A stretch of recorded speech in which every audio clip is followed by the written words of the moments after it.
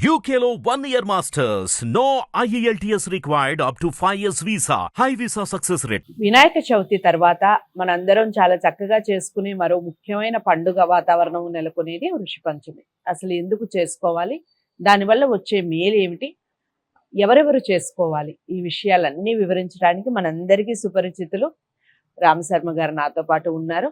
విషయం మొత్తం బోధపడాలి అంటే ఎక్కడ వీడియోని స్కిప్ చేయకండి, మొత్తం చూడండి. చూసిన తర్వాత మీకు ఏమైనా డౌట్స్ ఉంటే ఖచ్చితంగా కామెంట్ బాక్స్లో తెలియజేయండి. నమస్కారం గురుగారు. గురుగారు, వృషి పంచమికి సంబంధించి పూర్తి వివరాలు, అంటే అసలు ఎవరు చేసుకోవాలి, ముందుగా అందరూ చేసుకోవచ్చా, దానికి ఏమైనా నియమాలు ఉన్నాయా, దానికి సంబంధించి చెప్పండి. మా ఋషి పంచమి కశ్యపోత్రి భరద్వాజ విశ్వామిత్రాస్తు గౌతమ జమదగ్ని వశిష్ఠాచ సప్తైతే ఋషయస్తదా అని చెప్పి 7 మంది ఋషులు మనకు చాలా ముఖ్యమైనటువంటి వాళ్ళు. ఈ 7 మంది ఋషులలో ఒక వశిష్ఠుని పక్కనే అరుంధతి ఉంటుంది. వివాహం నాడు అరుంధతి నక్షత్రాన్ని చూపిస్తారు. అవును, ఎందుకు? అరుంధతి భర్తను వదిలిపెట్టకుండా ఉన్న ఒక మహాప్రతివ్రత. ఆమె చరిత్ర చాలా పెద్దగా ఉందనుకోండి. ఆమె మహాప్రతివ్రత. అందుగురించి ఈ సప్తఋషులలో 6 ఋషుల భార్యలు పక్కకు ఎవరికి లేరు, కానీ ఒక్క వశిష్ఠునికి మాత్రము భార్య అరుంధతి పక్కన ఉన్నది. వశిష్ఠుని యొక్క భార్య. అలాంటి యొక్క ఈ 7 ఋషుల యొక్క వ్రతాన్ని చేసుకోవడం అనేటువంటిది స్త్రీలకు చాలా ముఖ్యమైనటువంటి ఒక వ్రతం. అన్ని వ్రతాలలో కూడా చాలా ముఖ్యమైన ఒక వ్రతము ఋషి పంచమి వ్రతం. ఇది సామాన్యంగా ప్రాచుర్యంలో లేదు, చాలామందికి తెలియదు ఈ వ్రతం. ఋషి పంచమి అంటే ఎవరో ఋషులు చేసుకునేటువంటి ఒక వ్రతం అనేటువంటి అనుకుంటారు, కానీ ఋషులు చేసుకునేటువంటి ఒక వ్రతం కాదు. ఇది ఆడవాళ్ళు ముఖ్యంగా చేసుకోవలసినటువంటి ఒక వ్రతం ఇది. ఎందుకంటే విశ్వరూప ప్రజాపతి బ్రహ్మ మానసపుత్రుడు. బ్రహ్మదేవుడు సృష్టికర్త మొదలుపెట్టిన తర్వాత నా ఒక్కరి నుంచి సృష్టి చేయడం సరిపోదు అని చెప్పి అతను 9 మంది నవబ్రహ్మలను సృష్టించాడు. అందులో విశ్వరూప ప్రజాపతి కూడా ఒక బ్రహ్మ. ఆ విశ్వరూప ప్రజాపతి తపస్సు చేసుకుంటున్నాడు. ఆ తపస్సు చేసుకుంటూ ఉంటే ఇంద్రునికి భయం. ఎవరైనా ఋషులు తపస్సు చేస్తున్నారు అంటే ఇంద్రునికి చాలా భయం. ఎందుకంటే వాడు తపస్సు చేసి చేసి బాగా శక్తిని సంపాదిస్తే నా సీటు కదిలిపోతుంది. అందు గురించి దాన్ని ఖండన మండనాలు చేస్తూ వాడిని చంపేయడమో, వాడిని భగ్నం చేయడమో ఏదో ఒకటి చేస్తాడు. ఎందుకంటే వాడి భయం, తన సీటు పోతుందని. అలా విశ్వరూప ప్రజాపతి చాలా తపస్సు చేస్తుంటే ఆ ఇంద్రుడు భయపడి అతని తపస్సును భగ్నం చేశాడు. ఏమైంది? మంచి అందగతులైన రంభ, ఊర్వశి, మేనక, తిరోత్తములు ఉన్నారు కదా, వాళ్ళని పంపించడము, వీళ్ళు మోసపోయి వీళ్ళ తపస్సును పాడు చేసుకోవడం ఇలా జరుగుతుండేది. అలానే విశ్వరూప ప్రజాపతి మహా తపస్సంపన్నుడైనాడు. ఇంద్రుడు భయపడి అతని తపస్సును భంగం చేయించాడు. అప్పుడు తర్వాత తెలిసి వచ్చింది, చేతులు గాలిన తర్వాత ఆకులు పట్టుకుంటారంటారు చూడు, అలా విశ్వరూపుని ప్రజాపతి తెలిసి తర్వాత హోమం చేశాడు. అందులో నుంచి ఒక కుమారుణ్ణి పుట్టించాడు. అతని పేరు వృతుడు. ఆ వృతుడు పుట్టిన తర్వాత వృతుడు ఆ వృతుడు ఏం చేశాడంటే ఇంద్రుడి మీద ఇంద్రుడిని పగ సాధించాలి అని చెప్పి అంటే ఆడు పుట్టిన తర్వాత నేను ఇంద్రుడిని అది చేస్తానని గప్పాలు కొట్టాడు. కానీ ఇంద్రుడు భయపడి బృహస్పతి దగ్గరికి వెళ్ళాడు. వాడిని నువ్వు చంపలేవు, వాడు విశ్వరూప ప్రజాపతి యొక్క కుమారుడు, పుట్టుకతోటే బలంతో అగ్నిగుండంలో నుంచి పుట్టాడు, పుట్టుకతోటే మహాబలవంతుడు, వానితోటి స్నేహితం చేయమని చెప్పాడు. అంటే సప్తఋషులందరూ పోయి ఇంద్రునికి వృతునికి ఇద్దరికి కూడా స్నేహితం చేశారు. అప్పుడు వృతుడు అనుకున్నాడు, ఎందుకులే ఈ పగలు కొట్లాడలు ఇవన్నీ నాకెందుకు, నేను హాయిగా మా నాన్నగారు చేసుకున్నట్టు నేను కూడా జపము తపము చేసుకుంటానని చెప్పి ఈ వృతుడు అతనికి వృతాసురుడు అనేటువంటి ఒక పేరు. అతను కొన్ని రాక్షసమైనటువంటి ఒక గుణాలు చేశాడు కాబట్టి ఇంద్రుడి మీదకి బయలుదేరినప్పుడు అతని వృతాసురుడు అనేటువంటి ఒక పేరు వచ్చింది. అతని అసలు పేరు వృతుడు. ఈ వృతుడు తపస్సు చేసుకుంటూ ఉన్నాడు. ఇద్దరికి మధ్యన ఒప్పందం అయిపోయింది. నీ స్థలంలో నువ్వు ఉండు, నా స్థలంలో నేను ఉంటాను, నాకు ఎలాంటి పట్టాలేదని ఇంద్రునికి వృతునికి అయిపోయింది. అయినా ఇంద్రుడు వీడు తపస్సు చేసుకున్నాడు, మళ్ళీ ఏనాడో ఒకరోజు నా మీదికి వస్తాడు అని చెప్పి భయంతో మోసంతో ఆ వృతుడిని ఇంద్రుడు సంహరించాడు. వృతుడు బ్రాహ్మడు, విశ్వరూప ప్రజాపతి యొక్క కుమారుడు, బ్రహ్మదేవుని యొక్క మనమడు. అలాంటి వాడిని చంపగానే ఈ ఇంద్రుడికి బ్రహ్మహత్యా దోషం వచ్చేసింది, బ్రహ్మహత్యా పాతకం వచ్చింది. బ్రహ్మహత్యా పాతకంతో శరీరం అంతా నవ్వింది, ముఖమంతా కళ లేకుండా అయిపోయింది. ఆ సభలో ఎవరిని గౌరవించడం లేదు, ఏమి చేయడం లేదు, ఎక్కడో పోయి ఉంటున్నాడు. ఇలా అయ్యేటప్పటికీ ఆ ఇంద్రుడు, అయ్యో నాకు బ్రహ్మహత్యా పాతకం వచ్చింది, అనవసరంగా వాడిని తప్పుడు చేయక జపం చేసుకునే వాడిని నేను చంపొచ్చాను, నేను భయపడుతూ ఏం చేయాలి అంటే అప్పుడు బృహస్పతి చెప్పాడు, బ్రహ్మదేవుని దగ్గరికి వెళ్ళు, బ్రహ్మదేవుని యొక్క మనమడే కదా వృత్తుడు, బ్రహ్మదేవుని దగ్గరికి వెళ్ళి అతనే ఉపాయం చెప్తానన్నాడు. అప్పుడు ఈ ఇంద్రుడు సత్యలోకానికి బ్రహ్మదేవుని దగ్గరికి వెళ్ళాడు. అయ్యా బ్రహ్మదేవా, ఏంటి నా బతుకున్నాడు, మరి ఎందుకు చంపావురా వాడిని అంటే, కళ్ళు కావరమెక్కి ఒళ్ళు బలిసిపోయి వాడిని చంపాను, నాకు బ్రహ్మహత్య పాతకం ఉంది, ఏం చేయమంటావు అన్నాడు. సరేలే, నువ్వు ఇంకా స్వర్గలోకాన్ని పరిపాలించాలి కదా అని చెప్పి ఆ యొక్క బ్రహ్మహత్య పాతకాన్ని, ఇది బాగా వినండి ఆడవాళ్ళు, ఇక్కడే ఉంది ఉన్నదంతా కూడా ఋషి పంచమి యొక్క వృత్తం యొక్క అది. ఆ బ్రహ్మహత్య పాతకాన్ని 4 భాగాలు చేశాడు బ్రహ్మదేవుడు. చేసి ఒక భాగాన్ని భూమి మీద వదిలిపెట్టాడు బ్రహ్మహత్య పాతకాన్ని. ఎక్కడైతే ఆ బ్రహ్మహత్య పాతకం దోషం భూమి మీద పడిందో అది ఊసర క్షేత్రమైంది, చవిటి నేలైంది. అంటే అక్కడ పంటలు పండవు, గడ్డి కూడా మొలవదు. దాన్ని ఊసర క్షేత్రం అంటారు. దాన్ని ఇప్పుడు మన దగ్గర చాలా మంది కొన్ని దిక్కుల పంటలు పండవు, వచ్చే భూమి వేస్ట్గా ఉంటుంది కానీ అక్కడ పంటలు పండవు, ఊసర క్షేత్రం అంటారు దాన్ని. అది ఎక్కడైతే బ్రహ్మదేవుడు ఇంద్రుని యొక్క బ్రహ్మహత్య పాతకంలో ఒక భాగాన్ని వదిలిపెట్టాడో అది ఊసర క్షేత్రం, చెవిటి నేల అయిపోయింది, పంటలు పండడానికి పనికిరాని ఒక స్థలం అయిపోయింది. ఇంకొక భాగాన్ని నీళ్ళల్లో వదిలిపెట్టారు, రెండో భాగాన్ని బ్రహ్మహత్య పాతకాన్ని. నీళ్ళల్లో అప్పుడప్పుడు బుడగలు వస్తుంటాయి, ఆ బుడగలే బ్రహ్మహత్యాయుతం. ఆ బుడగలు వచ్చే సమయంలో అక్కడ స్నానం చేయడం కానీ ఆ నీళ్లు తాగడం కానీ చేయకూడదు, ఆ దోషం మనకు కూడా అంటుకుంటుంది. ఇక 3వ భాగాన్ని చెట్ల మీద వదిలిపెట్టాడు, 3వ బ్రహ్మహత్యా పాతకాన్ని. చెట్లకు జిగురు వస్తుంది, చెట్లకు జిగురు వస్తుంది, ఆ జిగురే బ్రహ్మహత్యా దోషం. అప్పుడు చెట్టు కళ తప్పి ఉంటుంది, ఆకులన్నీ వాడిపోయినట్టుగా ఉండి చెట్టు ఏదంటే కళ లేకుండా ఉంటుంది. ఎంత మంచి ప్రకృతి ఉన్నా చెట్టు కళ లేకుండా ఉంటుంది, ఆ జిగురు వస్తుంది. 4వ భాగం ఆడవాళ్ళ యొక్క గర్భాశయం మీద వదిలిపెట్టాడు. అందుకే చాలా జాగ్రత్తగా వింటున్నాను. ఒకటి భూమి మీద, ఒకటి జలంలో, 3వది చెట్ల మీద, 4వ భాగం మాత్రం ఈ స్త్రీల యొక్క గర్భాశయం మీద వదిలిపెట్టాడు బ్రహ్మదేవుడు. అందుకే ప్రతి స్త్రీకి 27 రోజులు ఒక్కొక్కసారి రజస్సు వస్తుంది. అదే రజోదర్శనమే ఈ బ్రహ్మహత్యా పాతకం. అందు గురించి ఆ 3 రోజులు అధికంగా ఉంటుంది, 4వ రోజు తగ్గుతుంది, 5వ రోజు పరిపూర్ణమైన స్త్రీ అవుతుంది. ఈ 3 రోజులు ఈ బ్రహ్మహత్యా పాతకం ఉండడం వల్ల ఈ స్త్రీలకు మొదటి రోజు అంటే రజస్సు వచ్చినటువంటి ఒక మొదటి రోజు చాండాలి అంటారు, 2వ రోజున బ్రహ్మఘాతిని అంటారు, 3వ రోజున రజిక అంటారు. ఈ 3 రోజులు ఆ అమ్మాయికి చాలా అవస్థ ఉంటుంది స్త్రీలకు.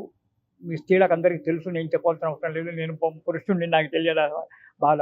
గర్భంలో నొప్పి రావడం, అలసటిపోవడం, శరీరం కాళ్ళు చేతులన్నీ లాగడము, ఎప్పుడు చిక్కుగా అనేకమైన టెన్షన్లతో ఏదో పెద్ద ఇదిగా ఉన్నట్టు, మనస్సు ప్రశాంతంగా లేకుండా ఉండడము, చీటికి మాటి కోపాలు రావడము, ఇలాంటి యొక్క రజోదర్శనం యొక్క సమయంలో జరుగుతుంటాయి.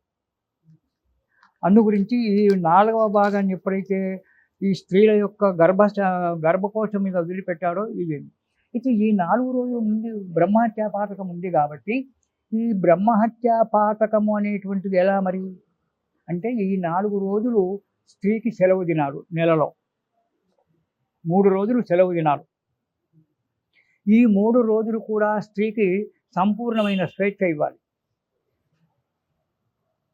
అంటే ఆమె ఏ పని చేయకుండా ఉండదు, ఏ పదార్థం కూడా ముట్టుకోవద్దు. ఒక గిన్నె కానీ, ఒక గరిటె కానీ, ఒక బట్టలు కానీ ఏవి ముట్టుకోవద్దు. ఆమె తినేటువంటి ఒక పత్రంలో ఆకులో తినాలి, ఆకును ఎక్కడో దూరంగా పారవేయాలి. అవి కుక్కలు కూడా ముట్టుకోవడానికి వెళ్ళేది. పూర్వకాలంలో గుంటతోని గుంటలు పెట్టేవాళ్ళు, లేకుంటే దూరంగా కవర్లు బావుల దగ్గర ఎక్కడో వేసేవాళ్ళు. వాళ్ళు ముట్టుకున్న చెంబు కూడా ముట్టుకునేవాళ్ళు కాదు. గురుగులలో నీళ్ళు ఇచ్చేవారు. ఆ గురిగిని మళ్ళీ పడగొట్టి పెట్టడం, మట్టి గురిగి ఇచ్చేవారు. ఈ 3 రోజులు ఆ స్త్రీని ఎవరు కనబడకుండా ఒక రూమ్‌లో ఉంచడం. ఈనాడు చెప్తే అది అందరు నా మీద కోపానికి రావచ్చు. ఏంటి స్త్రీకి అంత స్వతంత్రత లేదా అని చెప్పి మీరే అనొచ్చు, ఎదురుగుండా ఉన్న అయ్యో జ్యోతి నేనేమనను. జ్యోతి అనొచ్చు నన్ను. కాబట్టి ఈ 3 రోజులు ఒక విపరీతమైన ఒక టెన్షన్‌తో, అనారోగ్యంతో, బాధతో ఉంటుంది కాబట్టి ఆమెకు సంపూర్ణమైన స్వేచ్ఛ ఇవ్వడానికి, విశ్రాంతినివ్వడానికి ఈ 3 రోజులు అత్తగారు ఉంటే అత్తగారు, ఆడపిల్లలు ఎవరో వండి పెట్టడము, ఆ ప్లేట్‌లో పెడితే తినడము, ఆ రూమ్‌లో హాయిగా పడుకోవడం. అంతేగాని వేరే పని చేయడానికి వీల్లేదు. ఆ స్త్రీ చల్లగా తిరగడానికి వీల్లేదు, ఎక్కువగా వేడిగా తిరగడానికి వీల్లేదు. ఇవన్నీ ఆరోగ్య సూత్రాలే గానీ ఆమెను ఏదో స్త్రీని బంధించి పెట్టడం అనేటువంటి కాదు. ఆమె ఆరోగ్యం బాగుండడానికి ఇవన్నీ కూడా మన శాస్త్రజ్ఞులు పెట్టారు. ఈ రోజులు భర్త ఎవ్వరు లేకుంటే భర్తనే వండి పెట్టడం.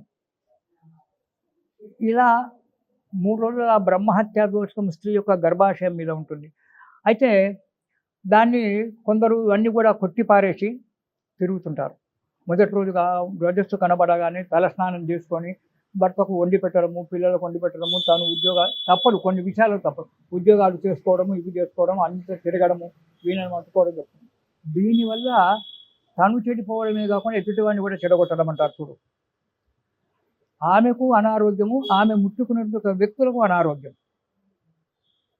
ఆ బ్రహ్మహత్యా పాతకం ఆమె ముట్టుకున్నప్పుడు ఆమె నుంచి అతనికి కూడా ప్రవేశించింది. తనకున్న మసి పక్కన ముట్టుకుంటే ఆ మసి ఇంకొకరికి కూడా అంటుతుంది. అలాగే తనే బ్రహ్మహత్యా దోషంలో ఉంది అంటే తన ఉన్నటువంటి ఒక దోషాన్ని పక్కవాడికి కూడా అంటడం. అందుకే ఇప్పటికి కూడా మా చాదస్తుల ఇళ్ళలో, నేను చాదస్తుని అంటాను, మా చాదస్తుల బ్రాహ్మణ ఇళ్ళల్లో ఇప్పటికి కూడా ఆమెను రజో దర్శనమైందంటే దూరంగా ఉంటాం. మేము పూజ చేసుకునేటప్పుడు కానీ అదే కానీ దగ్గరికి చూడనివ్వం. ఆమెను దూరంగా ఉంచేస్తాం. అక్కడ ఉండు నువ్వు, మేము వండి పెడతాం, ఏదో మేము వండింది తిని 3 రోజులు కళ్ళు మూసుకొని, అంతేగాని బొంకాలు పెట్టకుండా ఉండు అని చెప్పి ఆ 3 రోజులు మేమే వండి పెడతాం. ఆ 3 రోజులు ఆమెను ఏది ముట్టుకొనివ్వం. ఈ కాలంలో కూడా ఇప్పుడు మా ఇంట్లో అంతే, చాలామంది చాదస్తులలో మా ఇళ్ళల్లో అదే విధంగా ఉంటుంది. దాన్ని మేము పూజ చేసుకునేటప్పుడు కూడా ప్రతిరోజు మేము లాజిగా చదివేటువంటి ఒక వేద మంత్రాలు కూడా ఆ రోజు లాజిగా చదవం. ఆమెకు వినబడకుండానే మెల్లగానే చదువుకుంటాం. ఎక్కడ వెళ్ళడానికి వీలుండదు ఈ 3 రోజులు. 4వ నాడు స్నానం చేసిన తర్వాత అప్పుడు ఆ రోజు కొద్దిగా శుద్ధి అవుతుంది. 5వ నాడు స్నానం చేసిన తర్వాత పరిపూర్ణ స్త్రీ అవుతుంది. ఆ రోజు ముఖం మీద కళ, ఈ 3 రోజులు ఒక రకంగా ఉంటుంది ముఖం మీద కళ, 5వ రోజు ఒక రకంగా ఉంటుంది. మీరు పక్షపట్టి చూసుకుని అద్దంలో చూసుకోండి, మీకు తెలిసిపోతుంది. ఆ రోజు పరిపూర్ణమైనటువంటి ఒక సంపూర్ణమైన కళలు ఆ రోజు స్త్రీకి వస్తాయి. అందు గురించి ఈ యొక్క దోషం ఉంటుంది అని చెప్పి మనకు ఉంది. అయితే ఇంకోటి ఏంటంటే, ఎవరైనా చనిపోతే మనకు మైల వస్తుంది. ఆ మైల దోషం కాదంటున్నాడు కొందరు శాస్త్రజ్ఞులు, మనకు ధర్మశాస్త్రాల్లోని. అది పెద్దగా దోషంగా పట్టించుకోవాల్సిన లేదు. కానీ ఈ రజో దర్శనం యొక్క దోషం చాలా పెద్దది. ఇది బ్రహ్మహత్య దోషం, అది వేరు, ఇది వేరు. అది బ్రహ్మహత్య దోషం కాదు. ఒక వ్యక్తి మరణించినాడు కాబట్టి మనం మైలపడుతున్నాం. అంతేగాని ఇది బ్రహ్మదేవుడు ఇచ్చినటువంటి ఒక బ్రహ్మహత్యా దోషం ఉంది కాబట్టి ఇది చాలా పెద్ద దోషం ఇది. అందు గురించి ఆ 3 రోజులు ఆమెను స్వేచ్ఛగా ఉంచడము, ఆమెకు పూర్తి విశ్రాంతినివ్వడము, ఇవన్నీ చేసుకోవాలి. అయితే ఈమెని ఒకవేళ సరే గురువు గారు మీరు విశ్రాంతి ఇవ్వమంటున్నారు, చేస్తున్నారు, ఒకవేళ మాకు వీలు కాదు, పొద్దున్న లేస్తే ఉద్యోగాలకు వెళ్ళాలి, భర్తకు వండుకోరాదు, మేము వండి పెట్టాల్సి వస్తుంది అంటే రోజు తలస్నానం చేయండి, వండి పెడుతున్నారు. ఈ దోషాలు పోవడానికి ఈ ఋషి పంచమి వ్రతం. ఋషి పంచమి అంటే మొదటి రోజు గౌరీ పూజ చేసుకోవాలి, తెల్లవారి వినాయక చవితి చేసుకోవాలి, ఆ తెల్లవారి పంచమి నాడు ఋషి పంచమి వ్రతం చేసుకోవాలి. ఈ ఋషి పంచమి వ్రతం అనేటువంటిది పంచమి నాడు పొద్దున్నే స్నానం చేసుకొని స్తన్యం వేసి 7 కలశాలు పెట్టాలి. 8వ కలశం అరుంధతి కలశం. సప్త ఋషులకు 7 కలశాలు, అరుంధతికి 1 కలశం, 8 కలశాలు పెట్టాలి. పెట్టి మీకు వీలైతే రాగివి కానీ, వెండివి కానీ, బంగారు కానీ, మీకు తోచినటువంటి, లేదా ఏవి లేవు 2 తమలపాకులు ఒక్కలు ఆ కలశాల మీద పెట్టి వాళ్ళనే సప్త ఋషులు అనుకొని వాటి మీద వారికి పూజ చేసుకోవాలి. చేసుకొని మీకు వీలైతే 7 బ్రాహ్మలు, 1 బ్రాహ్మణి భార్య ముత్తైద ఆమెను తీసుకొచ్చి వాళ్ళకు ఒక్కొక్కరికి ఒక్కొక్క కలశం దానం ఇవ్వాలి. ఒక్కొక్కరికి ఒక్కొక్క కలశం దానం ఇవ్వాలి. ఇలా 7 కలశాలు దానం ఇచ్చి వాళ్ళ యొక్క ఆశీర్వచనం తీసుకుంటే ఈ రజోదర్శన దోషం అనేటువంటిది సప్త ఋషుల యొక్క దాని వల్ల రజోదర్శన దోషం అనేటువంటిది వెళ్ళిపోతుంది. ఇది మనం ప్రతి సంవత్సరం చేసుకుంటాం కాబట్టి ఇలా సంవత్సరం చేసుకోవడం వల్ల ఈ సంవత్సరంలో వచ్చినటువంటి ఒక 12 రజోదర్శనాలు ఏవైతే ఉన్నాయో 11 రజోదర్శనాలు 12 రజోదర్శనాలు ఏవైతే ఉన్నాయో ఈ బ్రహ్మహత్యా పాతకం అనేటువంటిది స్త్రీ గర్భాశయం మీదకి రాకుండా ఇవన్నీ మేము ఏం చేసుకోలేమండి. అన్ని పుక్కిటి పురాణాలు అంటే ఈరోజు పూర్వకాలంలో మా చిన్నతనంలో కానీ నాకు తెలివి వచ్చేంత వరకు కానీ గర్భకోశం తీసేసింది లేదు స్త్రీలకు. ఈనాడు గర్భసంచి తీసేస్తున్నారు చాలామంది. అది ఇదే ఆ కాలంలో నాకు ఎప్పుడు కనబడలేదు. ఆ తర్వాత వచ్చేటప్పటికి ఇప్పుడు గర్భసంచుల వ్యాధులు ఎక్కువగా రావడము, గర్భసంచులు తీసేయడము, సంతానం కాకుండా గర్భసంచి తీసేయడం అనేటువంటివి చాలా కనబడుతున్నాయి. ఎందుకు వస్తున్నాయంటే దానికి శాస్త్రంలో చెప్తున్నాడు, ఇలా మీరు ఈ బ్రహ్మహత్యా దోషాన్ని మీరు పాటించకపోవడం వల్ల సరైన నడవకపోవడం వల్ల ఆ గర్భాశయం మీద బ్రహ్మహత్య దోషం గర్భాశయం మీదనే ఉండిపోయి గర్భసంచిని ఆ గర్భాశయాన్ని పాడు చేస్తుంది. అందుకే ఆపరేషన్లు పొందుతున్నారు అని చెప్పి మేము ఒక కాన్ఫరెన్స్లో ఉన్నప్పుడు ఒక పెద్ద మనిషి గారు చెప్పారన్నమాట. గర్భసంచులు పోవడానికి ఆస్కారం ఏంటిది ఈనాడు అంటే ఈ బ్రహ్మహత్యా దోషకాన్ని గర్భసంచి మీదనే పెట్టుకొని భరిస్తున్నారు.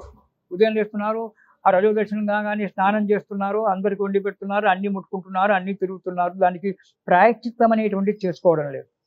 దానివల్ల ఆ దోషం అనేటువంటిది గర్భసంచి మీదనే ఉండి ఒకరొకరికి 15 రోజుల వరకు బ్లీడింగ్ అవుతూనే ఉండి వాళ్ళ ఆయాస పడుతూనే ఉంటారు. ఇలా జరుగుతూ ఉంటుంది. దానివల్ల గర్భసంచి దెబ్బతింటుంది. అలా కాకుండా ఉండాలి అంటే సంవత్సరానికి ఒక్కసారి ఋషి పంచం నాడు ఈ సప్త ఋషుల యొక్క పూజ చేసుకొని 7 బ్రాహ్మణులు పిలిచి 7 బ్రాహ్మణులు మీకు దొరకలేదు 7 ముత్తైదులను పిలవండి. ఇక్కడ కులము మొత్తమని నేను చెప్పడం లేదు. బ్రాహ్మణులు లేకుండా మీ పక్కింటి వాళ్ళ 7 ముత్తైదులను పిలిచి 7 కలశాలు దానం ఇచ్చి వాళ్ళే బ్రాహ్మణులు అనుకొని దానం ఇచ్చి వాళ్ళ యొక్క ఆశీర్వచనాలు తీసుకున్నట్టయితే బ్రహ్మహత్య దోషం తగ్గుతుంది. ఈ వృత్తాన్ని 7 సంవత్సరాలు చేయాలి. 7 సంవత్సరాలు చేసి ఉద్యాపన చేయాలి. ఉద్యాపన చేసిన తర్వాత మళ్ళీ ప్రతి సంవత్సరం కంటిన్యూగా జీవితాంతం చేసుకుంటూ ఉండాలి. ఇది ఋషి పంచమి వ్రతం. ఈ వ్రతం చేసుకోవడం వల్ల ఆడవాళ్లకు ముఖ్యంగా స్త్రీలకు ఆరోగ్యం మంచిగా ఉండడము, మంచి సంతానం కలగడము, తర్వాత మనోవ్యాధులు ఏవైతే ఉంటాయో మనోవ్యాధులు తగ్గిపోవడము, భర్త క్షేమంగా ఆరోగ్యంగా ధనధాన్య సంపదతో జరుగుతుందమ్మా. ఇది ఋషి పంచమి. చాలా అంటే చాలా చక్కటి విషయం. నిజంగా చాలా మందికి తెలియని విషయం గురువు గారు ఇది. ఋషి పంచమి అని మాట్లాడుకోవడమే కానీ దాని వెనకాల ఉన్నటువంటి వృత్తాంతం ఏమిటి, ఎందుకు చేసుకోవాలి, సప్త ఋషులు ఎవరు, మనకి అరుంధతి నక్షత్రం మామూలుగా ప్రతి పెళ్లిలో చూపిస్తూ ఉంటారు, దాని వెనకాల ఉన్నటువంటి కథ ఏమిటి, ఇలా చాలా విషయాలు ఈ వీడియో ద్వారా తెలుసుకున్నాం. ముఖ్యంగా ఋషి పంచమి నాడు వ్రతం చేసుకోవటం వల్ల కలిగే లాభాలు ఏమిటి, ఈ విషయాలన్నీ తెలుసుకున్నాం. వీడియోని లైక్ చేసి అందరికీ షేర్ చేయండి. ఇంకా ఏమైనా డౌట్స్ ఉంటే కామెంట్ బాక్స్లో తెలియచేయండి. ఛానల్ని సబ్స్క్రైబ్ చేసుకోవడం మర్చిపోదు. మరో మంచి అంశంతో మళ్ళీ కలుద్దాం. నమస్తే.